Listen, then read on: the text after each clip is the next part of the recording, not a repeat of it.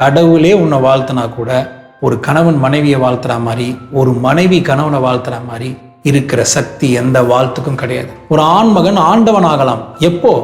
தன் பலத்தை வைத்து மற்றோரை அடக்கும் சமயத்தில் அல்ல, தன் பலத்தை வைத்து தன் இல்லத்தை உயர்த்தும் சமயத்தில். நல்லா புரிஞ்சுக்கோங்க. இனிமே நான் சொல்ல போறது தான் நீங்க நிச்சயம் செய்யக்கூடாத விஷயம். நீ இல்லாமல் நான் வாழ்ந்துருன்னு சொல்றது பெரிய பாவம்.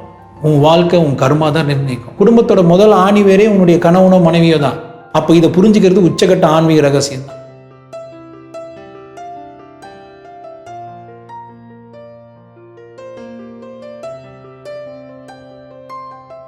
ஒரு கல்யாணம் ஆனவுடனே ஒரு பெண்ணோ இல்லை ஒரு ஆணோ திருமணம் ஆனவுடனே எதிர்பார்க்குற விஷயம் என்ன? மகத்துவமோ தனித்துவமோ தேவையில்லை, முக்கியத்துவம் மட்டும் எதிர்பார்க்கும் மனம் கொண்ட மனம். இதுதான் மாங்கல்ய சாஸ்திரத்தோட உச்சக்கட்ட தேவை. ரொம்ப பெருசாலாம் கிடையாது. நீங்கள் அப்படியே ஒரு கவிதை எழுதி அப்படியே பாட்டு பாடி அதெல்லாம் பண்ணவே தேவையில்லை. எனக்கு எவ்வளோ கவிஞர்கள் தெரியும், அறிஞர்களும் தெரியும். அப்பா அப்படியே பெண்களை பற்றி பயங்கரமாக கவிதை எழுதியிருப்பான். ஆனால் அவன் பொண்டாட்டியை நாயே பேயன்னு ஊரில் இருக்க எல்லா கெட்ட வார்த்தையும் சொல்லுவான். வீட்டுக்கு வந்த உடனே பொண்டாட்டிக்கிட்ட அவ்வளோ சண்டை போடுவான். சிகரெட்டில் சூடு வச்ச ஒரு அசிங்கமான பசங்களெல்லாம் எனக்கு தெரியும். நான் இப்போ வெறும் என்னோட ஸ்டூடெண்ட்ஸ்னால் ஒரு நல்ல வார்த்தையை சொல்லிவிடுவேன். நான் இது எல்லாரும் பார்க்குறதுல நான் ரொம்ப புரிகிற மாதிரி சொல்கிறேன். ஸோ ரொம்ப அறிவு இருக்கிறதால நீங்கள் சந்தோஷமாக இருந்தீங்கன்னு அர்த்தம் கிடையாது. ஊர் உங்களை மெச்சிக்கலாம். ஆனால் எனக்கு எவ்வளோ பேரை காட்டு. அதே ஒரு சாதாரண பால்கார் தாத்தா, அவருக்கு பெருசாக ஒன்றும் தமிழ் கூட எழுத படிக்க தெரியாது, தமிழ் பேசுவார், அவ்வளோதான். ஆனால் கடைசி வரைக்கும் அவருடைய பொண்டாட்டி, அவர் பேத்தி, அவருடைய அம்மா எல்லாருமே ஒரே வார்த்தை தான், தாயின்னு தான் கூப்பிட்டாரு. வெறும் தாயின்னு தான் கூப்பிட்டாரு. அதே ஊரில் பயங்கரமாக பட்டிமன்றம் என்ன, ஐயோ எவ்வளோ பெரிய ஸ்கில்லு. எனக்கு நான் சொல்கிற ஒரு ஸ்கூலுக்கு தமிழ்வாதியாக இருந்தவர், பெரிய பேச்சாளர். ஆனால் அவர் நாயின்ற வார்த்தை சொன்னால் கூட பரவாயில்ல, அதோட கொச்சையான வார்த்தை தான் வீட்டில் கூப்பிடுவார். இப்படி இருக்கிறது கேவலம். ஸோ இப்போ நான் அதை மறந்துடுறேன். இந்த சூழ்நிலையில் ஒரு ஆண் ஒரு பெண் கணவன் மனைவியாக வந்துட்டவுடனே எது பண்ணக்கூடாது மட்டும் சொல்கிறேன். நல்லா புரிஞ்சுக்கோங்க. இனிமேல் நான் சொல்ல போகிறது தான் நீங்கள் நிச்சயம் செய்யக்கூடாத விஷயம். கல்யாணம்னு ஒன்று ஆகி அதுவும் குழந்தைன்னு ஒன்று பிறந்துருச்சுன்னா ஒரு கோவத்திலையோ இல்லை ஒரு அவசரத்துலேயோ பாதி வார்த்தை நீங்கள் பேசுறது சம்மந்தம் இல்லாமல் தான் பேசுவீங்க. உங்கள் மூளைக்கும் வாய்க்கும் பாதி நேரம் சம்மந்தமே கிடையாது. ஏதோ அது பாட்டுக்கு திறந்து விட்ட டேப் மாதிரி போதே தவிர அந்த டேப்புக்கான கண்ட்ரோல் உங்ககிட்ட வரணும். அது வருதோ இல்லையோ மனைவி கிட்டையாவது வரணும், இல்லை கணவன் கிட்டையாவது வரணும். நீங்கள் ரெண்டு பேருமே செய்யக்கூடாத சில விஷயம் என்ன வேதம் எப்படி சொல்லுது? முதல் விஷயம், நீ இல்லாமல் நான் வாழ்ந்துடுவேன் அப்படின்னு சொல்கிறத நிறுத்தணும். இதுதான் அவன் பெரிய ஸ்கில்லுன்னு நினச்சிப்பான். நான் எவ்வளோ பெரிய ஆள் தெரியுமா, உன்னால தான் நான் நல்லா இருக்க நினச்சிட்டு போகிறேன், நீ இல்லைனா கூட நான் வாழ்ந்துடுவேன், என்னால் தானாகவே வாழ முடியும். அப்படி பேசுகிற ஒரு பெரிய லார்டு என்ன பண்ணியிருக்கணும்? மூடின்னு கல்யாணம் பண்ணிக்காமல் இருந்திருக்கணும். ஒரு ஆஃபீஸில் சேர்ந்துட்டு உடனே நீங்கள் இந்த மாதிரிலாம் பேசுவீங்களே. ஒரு வேலையை விட்டு வரணும்னா பேப்பர் போடணும், வேலை கிடைக்கணும்னா அவன் இன்டர்வியூ எடுக்கணும். அங்கே அவ்வளோ அமைதியாக இருக்க, ஏன்? உனக்கு மாதம் சம்பளம் தரப்போகிறான். இதுக்கு இவ்வளோ அமைதியாக இருக்க நீ உன்னுடைய பரம்பரையே உருவாக்குற இன்னொரு உயிர்கிட்ட இப்படி தெனாவட்டா பேசினா எப்படி இருக்கும்? பாதி பேருக்கு போட்டு தள்ளணும் தான் ஆசை வரும். ஆனால் ஏன் முடியாது? பட் போட்டு தள்ளணும் ஆசை வந்துச்சு இல்லையா, அடுத்த நிமிஷம் மறந்துடுவாங்க. அப்போது உங்கள் மேலே வெறுப்பு பர்மனெண்ட்டாக இருக்காது. அந்த ஒரு நிமிஷம் வெறுப்பு வந்துச்சு இல்லையா, அந்த வெறுப்பு உங்களுக்காக ஃபார்ம் ஆன கர்மா தான். அது உங்களை இந்த ஜென்மத்தில் இல்லைனாலும் எந்த ஜென்மத்திலேயாவது பாதிக்கும். அதுக்காகவாது இது மாதிரி பேசு. நீ இல்லாமல் நான் வாழ்ந்துருன்னு சொல்கிறது பெரிய பாவம். நீ இல்லாமல் வாழ்றது உண்மையிலே அந்த ஸ்கில் இருக்கலாம், அது சொல்கிறதுக்கான நேரம் இனிமே கிடையாது. கல்யாணம் ஆகிடுச்சுன்னா அட்லீஸ்ட் ஒரு பொய் சொல்லுங்கள், என்ன ஆக போகுது? ஒன்றும் தப்பு கிடையாது. அதான் திருவள்ளுவரே சொல்லி வச்சிருக்காரு, தேவைப்படுறதுல பொய் சொன்னால் அது ஒன்றும் பொய் கிடையாது, அதோட பெரிய நன்மையே கிடையாது. ஒய்ஃப் இருக்கும்போதே இன்னும் 2 பேர் கூட உறவு வச்சுன்னு யார் கூடயும் உறவு இல்லைன்னு அந்த மாதிரி பொய் சொல்லலாம். உங்கள் பொண்டாட்டியை சந்தோஷப்பட்டு ஒரு பொய் சொல்லலாம், நீங்கள் உங்கள் புருஷனை சந்தோஷப்பட்டு ஒரு பொய் சொல்லலாம். ஐயா நீ போட்டிருக்க ஷர்ட்டு நல்லா இருக்கு, நேற்று நீங்கள் திடீர்னு ஏதோ நீங்கள் சம்மந்தம் இல்லாமல் ஒர்க் பண்ணும்போது ரொம்ப நாள் கழிச்சு ஒரு பாட்டு பாடினீங்க, அவ்வளோ நல்லா இருக்குது வாய்ஸு, இருக்கோ இல்லையோ சொல்லலாமே. அதை சொல்கிறீங்களோ இல்லையோ, முதல்ல என்ன, நீ இல்லாமல் நான் வாழ்ந்துருவேன்னு சொல்கிறது பெரிய தப்பு. செகண்டு, நீ இல்லைன்னா நல்லா வாழ்ந்துருப்பேன்னு சொல்கிறீங்க பாருங்கள், அது ரொம்ப கேவலமான தப்பு. இது என்ன மீன் பண்ணுறோம்? நீ இல்லைனா நான் நல்லா இருந்திருப்பேன், நீ இருக்கிறதெல்லாம் நல்லா இல்லைன்னு ஏதோ கன்வே பண்ணுற மாதிரி. சிலர் இன்னும் டைரெக்டாக போயிட்டு நீ இருந்ததால தான் நான் நல்லா இல்லை அப்படின்னு சொல்கிறதோடு நிறுத்திக்க மாட்டாங்க. கூட இருக்கிற உங்கள் கணவன் மனைவி நீங்கள் அப்ரிஷியேட் பண்ணனா கூட பரவாயில்ல. ஒரு மனைவி கணவனையோ இல்லை கணவன் மனைவியோ அப்ரிஷியேட் பண்ணாமல் போங்க. ஆனால் உங்களோட இப்போ யாருமே வாழ மாட்டாங்க. வாழாத ஒருத்தங்களை கொண்டு வந்து நான் மட்டும் அவரோட வாழ்ந்திருந்தா, எனக்கு அவரோட கல்யாணம் ஆயிருந்தா, இல்லை நான் மட்டும் அந்த பொண்ணை கல்யாணம் பண்ணியிருந்தா, நான் மட்டும் பழைய காதலியை கல்யாணம் பண்ணியிருந்தா என்ன ஆயிருக்கும்? உன் வாழ்க்கை உன் கர்மா தான் நிர்ணயிக்கும். இப்போ நான் பேசும்போது இது சிலதெல்லாம் ரொம்ப சயின்டிஃபிக்காக லாஜிக்கலாக அப்ரோச் பண்ண முடியாது. These are all need, requirement. Effort எடுத்தாவது நீங்கள் மாற்றிக்கணும். அப்போ முதல்ல என்ன, நீ இல்லாமல் வாழ்ந்துருவேன்னு சொல்கிறது இது பெரிய கஷ்டத்தை தான் கொடுக்கும். செகண்ட், நீ இருக்கிறதால தான் நான் நல்லா இல்லைன்னு சொல்கிறது, இது ரொம்ப கேவலம். மூணாவது, நீங்கள் அவங்கள அப்ரிஷியேட் பண்ணுறீங்களோ இல்லையோ, இல்லாத ஒருத்தங்களை அப்ரிஷியேட் பண்ணுறது, இது ரொம்ப கொடுமையான விஷயம். அதுக்கும் அடுத்து ஏதாவது ஒரு பேரை சொல்லி பிடிக்காதுன்னு தெரிஞ்சா அந்த பேரே சொல்கிறது. நிக்னேம் வச்சு கூப்பிடுறது வேற, ஆசையாக கூப்பிடுறது வேற. ஆனால் இரிட்டேட் ஆகிற மாதிரி ஒரு பேரை சொல்லி கூப்பிடுறது, இல்லை உடம்ப குறை சொல்லினே இருக்கு. எல்லாருக்குமே சினிமா ஆக்டர் மாதிரி ஒரு மாடல் மாதிரி இருக்கணும்னு ஆசை. ஆம்பளைக்கும் ஆசை, பொம்பளைங்களுக்கும் ஆசை. இதில் தப்பு கிடையாது. அவங்க எஃபர்ட் எடுத்து தான் அந்த உடம்பை அச்சீவ் பண்ணுறாங்க. அதுக்கான நேரம் உங்களுக்கு இல்லை. உங்களுக்கு இருந்தால் நீங்களும் செய்ய போகிறீங்க. பாருங்கள், டைம் இருந்தும் எஃபர்ட் எடுக்காத தர்தலைங்களை பற்றி நான் பேசலை. ஆனால் டைம் இல்லை. மாமனாரை பார்த்துக்கணும், மாமியாரை பார்த்துக்கணும், 2 பசங்களை பார்த்துக்கணும், புருஷனை பார்த்துக்கணும், 10வது உங்கள் தங்கச்சியை பார்த்துக்கணும். இவ்வளவும் செஞ்சு உடம்பையும் பார்த்துன்னு ஓரளவு ஃபிட்டாக இருக்காங்க பார்த்தீங்களா? அப்புறம் என்ன, நான் மற்றவங்கள மாதிரி ஓகே அகம்தான் உள்ள அழகு, வெளியே நீங்கள் வெளியும் அழகாக இருக்கலாமே, தப்பு இல்லையே. அதுக்கான மினிமம் எஃபர்ட்டை எடுத்துக்கோங்க. ஆனால் நீங்கள் உங்கள் மைண்டில் ஒன்று வச்சுருப்பீங்க, எனக்கான பொண்ணு இப்படி தான் இருக்கணும்னு, உருவத்தில் எனக்கான ஆண் இப்படி தான் இருக்கணும்னு.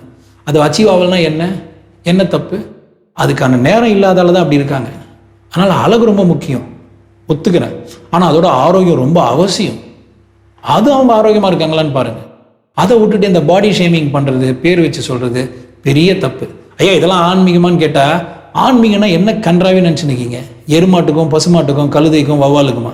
ஆன்மீகன்றது கண்டிப்பாக மிருகத்துக்கு கிடையாது, மனுஷனுக்கு மட்டும்தான். அப்போ மனுஷனுக்கு மட்டும் வரும்போது மனுஷனுக்கு மட்டும்தான் இந்த குடும்பமே. அந்த குடும்பத்தோட முதல் ஆணிவேரே உன்னுடைய கணவனோ மனைவியோ தான். அப்போ இதை புரிஞ்சுக்கிறது உச்சகட்ட ஆன்மீக ரகசியம் தான். ரொம்ப ஆழமாக புரிஞ்சுக்கோங்க. ஒரு ஆண்மகன் ஆண்டவன் ஆகலாம் எப்போ? தன் பலத்தை வைத்து மற்றோரை அடக்கும் சமயத்தில் அல்ல, தன் பலத்தை வைத்து தன் இல்லத்தை உயர்த்தும் சமயத்தில். தன் பலத்தை வைத்து மற்றோரை அடக்கும் சமயத்தில் கிடையாது, தன் பலத்தை வைத்து தன் குடும்பத்தை உயர்த்தும் சமயத்தில் ஆண்மகன் ஆண்டவன் ஆகும். அப்போ ஒரு ஆணுமே நீங்கள் பெரிய கம்பெனியில் வேலை செய்யணும், ஊர்லேயே பெரிய ஆளாக இருக்கணும், மினிஸ்டராக இருக்கணும், ஒரு பெரிய செலிபிரிட்டியாக இருக்கணும், கோடீஸ்வரனாக இருக்கணும் அவசியம் இல்லை. அதுக்கு நீங்கள் அப்போல்லாம் இருக்கக்கூடாதுன்னு சொல்ல, இருங்க. அதோட முக்கியம், வீட்டில் உனக்கு பலம் இருந்துச்சுன்னா, இல்லை உனக்கான இப்போ கெப்பாசிட்டி இருந்துச்சுன்னா கண்ட்ரோல் பண்ண ட்ரை பண்ணாத. அதுக்கு பதிலாக உன் ஒய்ஃபோட ஒரு காம்ப்ளிமெண்ட் பண்ணி வாழ ஆரம்பி. இதை பண்ணனா ஒரு ஆண்மகன் ஆண்டவன் ஆகலாம். முடிச்சு அப்படி பண்ணலன்னா என்ன ஆகும்? எழுதி வச்சுக்கோங்க, கர்மா படி தான் உன் வாழ்க்கை மாறும். உனக்காக ஒருத்தங்க உன்னை வெறுக்கிற மாதிரி உள்ள பதிவாயிட்டே இருக்கு. அது உங்கள் சொந்த மனைவி. உங்களை எப்போல்லாம் வெறுக்கிறாங்களோ அது உங்கள் கர்ம பதிவாக போகும். உனக்கு ஒரு நேரம் வரும்டா, என்னோட அருமை புரியண்டா, நான் இல்லாமல் நீ கஷ்டப்படுவிடா. மேபி இந்த ஜென்மத்தில் நீ கஷ்டப்பட வேண்டிய அவசியம் இல்லாமல் இருக்கலாம், இல்லை இந்த ஜென்மத்திலே வந்தாலும் வரலாம். ஆனால் என்னைக்காவது ஏதாவது ஒரு ஜென்மத்தில் அது நடந்தே தீரும். அப்படி இது வரைக்கும் நீ சேர்த்து வச்ச கர்மாலாம் ஒளிஞ்சு போகணுன்னா டெய்லியும் உங்கள் மனைவியை பிளஸ் பண்ண ஆரம்பி. நீங்கள் உங்கள் புருஷனை பிளஸ் பண்ண ஆரம்பிங்க. புரிஞ்சு எனக்கு என்ன பிளஸ் பண்ணுன்னு தெரிய தேவையில்லை, யாரை பிளஸ் பண்ணணும்னு தெரியணும் இல்லையா? நீங்களே உங்கள் மனைவியை வாழ்த்த ஆரம்பித்த உடனே உங்கள் மனைவி உங்களை இது வரைக்கும் வேணும்ன்ட்டே நீங்கள் நல்லா கூட நினச்சிருக்க மாட்டாங்க. அப்படி என்னெல்லாம் நினச்சாங்களோ அது நல்லிஃபை ஆகிடும். நீங்களே இப்படி திங்க் பண்ணியிருப்பீங்கன்னு நான் சொல்லலை உங்கள் புருஷனுக்கு. மேபி உங்கள் புருஷனுக்கு நீங்கள் எவ்வளோ கெட்டது நினச்சிருந்தாலும் அதுவும் உங்களால் நல்லிஃபை ஆகிடும். ஒருத்தருக்கு ஒருத்தர் மாற்றி இது மாதிரி பரஸ்பரமாக ஹெல்ப் பண்ணிக்கோங்க. பிளெஸ்ஸிங்கில் ஸ்டார்ட் பண்ணுங்கள். ஃபிசிக்கலாக நான் எதுவுமே கொடுக்க சொல்லலையே, நான் ஃபிசிக்கலாக அது டெய்லியும் பண்ணுங்கள். ஏன்னா நீங்கள் சொத்து எவ்வளோ தான் கோடியாக சேர்த்து வச்சாலும் that is perishable, that is impermanent. ஆனால் ஒரு கணவன் ஒரு மனைவிக்கு உடம்பு மட்டும் பகிர்ந்துக்கல, தன் மூலமாக ஒரு உயிரியை வெளியே கொண்டு வந்த ஒரு உறவுக்கு மாற்றி வாழ்த்து போடும்போது இது உண்மையிலேயே எத்தனை பெரிய சித்தரோ இல்லை புத்தரோ இல்லை பெரிய மகா குருஜியோ மகா யோகியோ, ஏன் கடவுளே உன்னை வாழ்த்தினா கூட ஒரு கணவன் மனைவியை வாழ்த்துற மாதிரி, ஒரு மனைவி கணவனை வாழ்த்துற மாதிரி இருக்கிற சக்தி எந்த வாழ்த்துக்கும் கிடையாது. டெய்லியுமே நீங்களும் உங்கள் கணவன் மனைவி எவ்வளோ சண்டை போட்டுருக்கலாம். நைட்டு படுக்கிறதுக்கு முன்னாடி 2 பேரும் ஒன்றா உட்காந்து ரொம்ப சிம்பிளாக, ஐயா நம்ம இன்னைக்கு என்ன சண்டை போட்டோம் நமக்கு தெரியல, ஆனால் சண்டை போடுற நம்ம நோக்கம் கிடையாது, நல்லா இருக்கணும்னு ஆசைப்பட்றேன், நீ நல்லா இருக்கணும்னு ஆசைப்பட்றேன், முடியலையே, காசு இல்லையே, மனசில் குழப்பம் வருதே, வரப்போகிற எதிர்காலத்தை ஃபேஸ் பண்ணுவோன்னு ஒரு சந்தேகம் இருக்கே, ஒரு பயம் இருக்கே, அதெல்லாம் அவங்ககிட்ட வெளிப்படுத்தினேன். ஆனால் எனக்கு உன் கூட தான் சந்தோஷமாக இருக்கணும்னு ஆசை, நம்ம குடும்பம் நல்லா இருக்கணும்னு தான் என் ஆசை. மாற்றி சொல்லுங்கள். அப்போவே அது அப்படியே வேனிஷ் ஆகிடும், கண்ணு வேப்பர் மாதிரி போயிடும். அங்கே ஒரு ஸ்ட்ரென்த்து வரும் பாரு. அது நீ இந்த கடவுளை தரிசனம் பண்ணுறது, இந்த கடவுளை உணர்றது, அதெல்லாம் சும்மா, ஆக்சுவலாக சும்மா. அதுக்கு மீறி ஒரு போதை வரும். ஒரு கணவனும் மனைவியும் ஒருத்தர் விரும்புகிறோம், அந்த உடம்புக்குள்ளே இருக்க ஆத்மாவை மதிக்கிறோம் அப்படின்னு உணர்ந்து வாழும் போது அதில் ஒரு பெரிய அது ஒரு போதை வரும். அதை நீ உணர்ந்து பாரு, நீயே அதுக்கு அடிக்ட் ஆகிடுவ. எனக்காக செய்யுங்க, சத்தியமாக செய்யுங்க. இது எல்லாத்தையும் மீறி குடும்ப எதிர்க்க சண்டை போடாதீங்க. இது நான் சொன்ன அவசியம் இல்லை, உங்களுக்கே தெரிஞ்சிருக்கும். ஆனால் செய்கிறோமே. பசங்களுக்கு தெரியாதுன்னு நினச்சி ஸ்மார்ட்டாக சண்டை போடுறவங்களும் எனக்கு தெரியும். நீங்கள் உங்கள் குழந்தைங்களுக்கு எதெல்லாம் தெரியாதுன்னு நினைக்கிறீங்களோ அது எல்லாமே தெரியும். அதனால் உங்கள் குழந்தைங்களுக்கு உங்களை பற்றி எது தெரியுதோ இல்லையோ, நீங்கள் சண்டை போடுற விஷயம் அவங்களுக்கு தெரியாமையாவது வச்சுக்கோங்க. உடனே இதில் என்னால் பண்ண முடியாது குருஜி அப்படின்னா, உன் குழந்தைக்காக தான் நீ இவ்வளோ கஷ்டப்படுற. நாளைக்கு அது வளர்ந்துச்சுன்னா இதெல்லாம் ஒரு ரெஃபரன்ஸாக வரும். நடந்தது அந்த குழந்தைக்கு 5 வயசில் இருக்கலாம், ஆனால் 50 வயசுலையும் அதை நினச்சி பார்க்கும்போது கஷ்டப்படலாம். அந்த கஷ்டத்துக்கு நம்ம காரணமாக இருக்க வேணாயா. நீங்கள் எல்லாரும் இஷ்டப்பட்ட வாழ்க்கையை வாழலாம், சத்தியமாக வாழலாம். அதுக்கு தான் வந்திருக்கும். கடவுள் உடம்பை கொடுத்துருக்கான், கடவுளையே உணரக்கூடிய அறிவும் கொடுத்துருக்கான். உன்னால் எது சாதிக்க முடியாதுன்னு நினைக்கிறேன், சத்தியமாக சாதிக்க முடியும். நம்மளே நமக்கு தடங்களாக இருக்க வேணாம். நினச்சதை எல்லாம் சாதிக்கிறோம், சாதிக்க தான் போகிறோம். அதுக்கான அச்சாரம் தான் இந்த குடும்பமே. இதுக்கும் எங்களுக்கு புரியாது குருஜி, நாங்களாம் தத்தி மரம் மண்டையாயிட்டோம், சொர்ணக்கிட்ட ஜென்மம் ஆகிட்டோம் அப்படின்னா இந்த விஷயம் சத்தியமாக புரியணும். நீங்கள் செத்துட்ட அப்புறம் இந்த ஊரே ரெஸ்ட் இன் பீஸ்ன்னு சொன்னாலும், ஆனால் நீங்கள் வாழும் போது ஏன் பீஸ்ஃபுல்லாக இருக்கக்கூடாதா? நான் அதுக்குன்னு வாழும் போது ரெஸ்ட் இன் பீஸ்ன்னு சொல்ல வரல. இறந்துட்ட அப்புறம் உங்களுக்கு யார் ரெஸ்ட் இன் பீஸ் சொல்கிறான்னு உங்களுக்கு தெரியவும் போகிறதில்ல. நீங்கள் ரெஸ்ட் இன் பீஸ்ன்றது உங்களுக்கு கேட்கவும் போகிறதில்ல. இன்னொன்று, நீங்கள் பீஸ்ஃபுல்லாக இருப்பீங்களா இருக்க மாட்டீங்களான்னு எத்தனை பேர் சொன்னாலும் உங்களுக்கும் தெரிய போகிறதில்ல. ஆனால் வாழும் போது பீஸ்ஃபுல்லாக இருக்க முடியாதா? ஸோ வாழும் போதே ரெஸ்ட் இன் பீஸ் சொல்லுங்கன்னு சொல்லலை. வாழும் போது டுகெதர் ஆஸ் அ ஃபேமிலி. நான் சொன்னதெல்லாம் உங்களுக்கு புரிஞ்சிச்சுன்னா, mark my word, you will rise in peace. Nobody can stop it and no one can stop it. நீங்கள் செத்துட்ட அப்புறம் ரெஸ்ட் இன் பீஸ் உங்களுக்கு எவனா சொல்லுவானா சொல்ல மாட்டானா எனக்கு கவலை கிடையாது. பட் நீங்கள் வாழும் போது சந்தோஷமாக வாழணும்னா இந்த விஷயம் புரியணும். கணவன் மனைவி எவ்வளோ ஒரு பெரிய உங்களுடைய பலன் உங்களுக்கு புரியணும். புரிஞ்சிருச்சுன்னா you will rise in peace. அகம் பிரம்மாஸ்மி.